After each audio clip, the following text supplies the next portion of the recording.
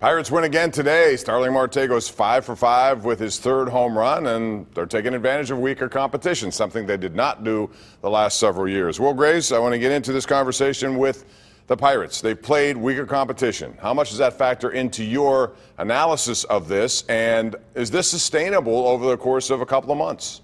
I think the combined record of the teams they've played so far is 24-41, and the one team that you know is going to get together out of the ones they played is going to be the Cubs. I think the offense is actually going to be pretty good. I think the real test will start in a couple weeks. They have a stretch to go, 4 against the Cardinals here, then 4 at the Nats, and then 3 at the Brewers. I think that's when we're going to find out if they're any good or not. But, you know, Clint has talked early on about lengthening the lineup. Dickerson looks good. Colin Moran looks good. A little concerned, obviously, today about what happened with Josh Harrison, but they look competitive. And I think compared to what we were talking about a month ago, I think competitive is a pretty impressive first step. Collectively sustainable? No. I think there are some guys who are individually sustainable. Jameson Taillon, not to a .089 ERA, but this is the guy that you drafted way high in the first round. Gregory Polanco, sustainable to leading the NL in RBIs? Maybe not, but this is the guy you thought was going to be a cornerstone outfielder for you. Maybe he's finally maturing. The interesting one of the group that's really gotten off to a hot start that I wonder, is it sustainable? Is this just a good stretch to start the year? Is Trevor Williams. Yeah. I think that one is very interesting to track. Yeah, I think Trevor Williams still a back-end starter. I think Moran will level out. I'm with you, Tim. I think Taillon. Dickerson, too? Dickerson, too, yeah. Taillon, to me, is the guy that has the pedigree or at least the raw material to be a top of the rotation starter, and I could see an all-star game in his future this year. You know, the thing that is most sustainable to me, Bob, from this series is that we saw today guys pick each other up, and that was something. You know, the last few years, this team deserves to get criticized for when McCutchen would get hit, there would be no response. I thought it was very up and down. Sometimes they would defend their best player.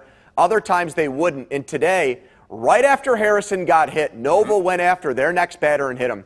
And, you know, that might be a minor thing to people on the outside, but to me, I think that goes over well in that clubhouse, and it shows me that they're a tighter-knit group than they've been in the past. Interesting point there.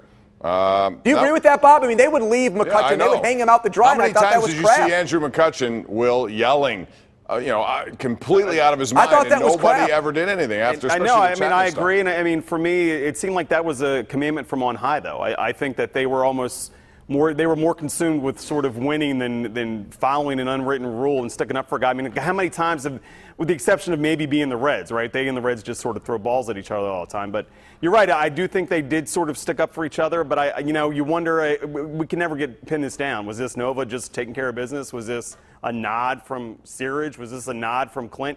Especially in light of, but when we were talking before the show, what happened with Joe Madden and Clint this week over Javi Baez's bat flip. So I don't know. They look energetic. They have nothing to lose.